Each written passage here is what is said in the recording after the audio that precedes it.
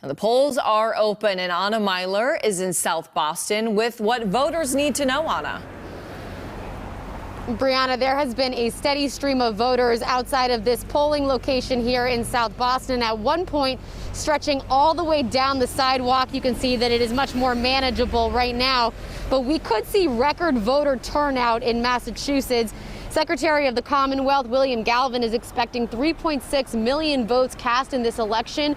That would break the record set in 2016 when 3.3 million people voted in the state. Galvin says there's been more early voting in suburban areas, so he expects that cities will see the most activity for in-person voting today, and that is definitely lining up with what we are seeing here in South Boston right now. I've been speaking with voters all morning who say they are happy to see so many people out exercising their right to vote.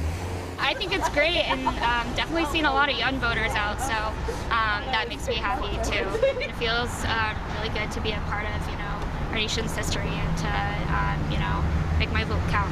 This is a big one, so I'm glad that South is showing up, and I'm sure it will be quite a line all day. So I'm excited to do it for my first time today. The, complexity of everything going on in the world and feeling the need to just get my voice heard. And just before polls opened this morning, more than 2.3 million ballots had already been turned in.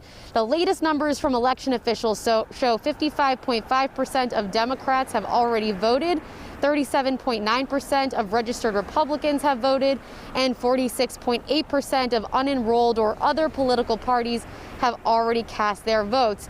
If you still have your mail-in ballot, you can place it in a drop box up until 8 p.m. Ballots that are received through the mail by this Friday, November 6th, will be counted as long as they are postmarked by today's date. All polling places across the state will be open until 8 o'clock tonight. Reporting in South Boston, Anna Meiler, CBSN, Boston.